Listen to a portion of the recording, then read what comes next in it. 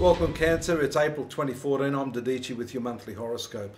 And you know, Cancer is all about family, but it's also about genetics. It's about where you come from, what influences you, your personality. And often, I'm afraid to say, what I've found is that people find it too easy to fall back on the excuse, oh well, you know, I inherited that really negative trait from my mother. I raise this issue because on April 15th, we see the very significant lunar eclipse in this sector of your horoscope relating to your genetic history.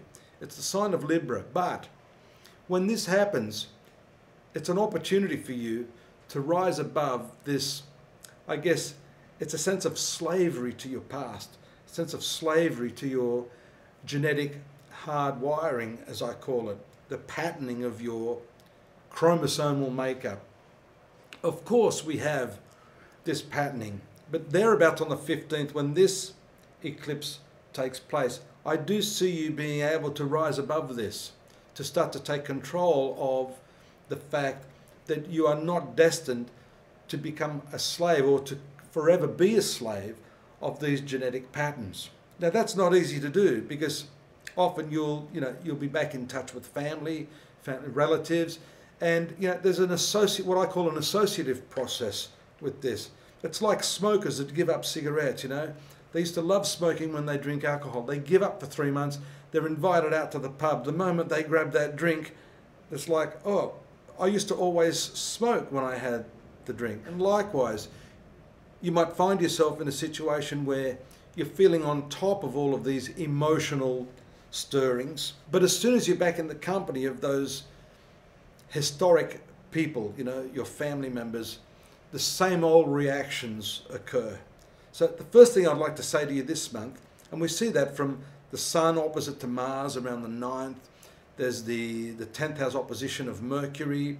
We see a lot of these aspects focusing in on this family area.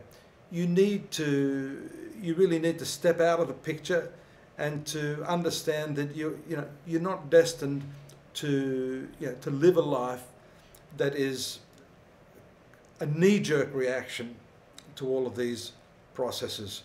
That eclipse on the 15th is going to bring a lot of that stuff out.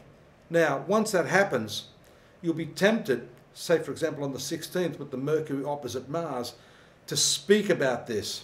You discover there are aspects there you don't like about yourself. You blame someone else in the family who has those aspects. And isn't it coincidental, just on that date or thereabouts, that particular person in question might come out and perform the very behavior that you're trying to get rid of in yourself. Now that is the perfect environment for you to offload. Well, I say perfect, but I guess it's the perfect environment in which you're likely to react and regret that later. I would be waiting till about the 18th. There's some finer aspects there from Venus to Jupiter. We see the Venus to Pluto also on the same date. These are what we call favorable aspects, endowing you with the ability to dig deep, to raise those serious issues with the people that you may need to, and then move on, feeling more as if you're the master of your destiny than the slave. There are some critical career aspects I see there around the 20th.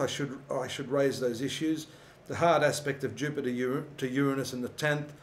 That could be the unexpected offloading of a whole lot of work from other people onto your in tray, and that's going to require a fair bit of patience, but maybe even an ability on your part to simply say, hey, no, that's not in my brief.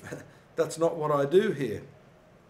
You do not want to leave yourself exposed to people taking advantage of you. Some power plays there on the 21st. This could be more of a personal nature. Jupiter in opposition to Pluto. This could show someone emotionally blackmailing you to get their way. That's also shown by the Uranus hard aspect to Pluto on the 22nd. So those few days there are pretty tough, I would say.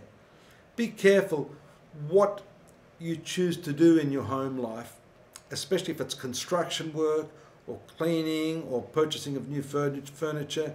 I see the period 23rd to the 25th as being one in which you could overspend on items that you think you need but you don't actually need. So this is more a case of satisfying your desires to make you feel good, retail therapy, rather than these items being necessary for the home.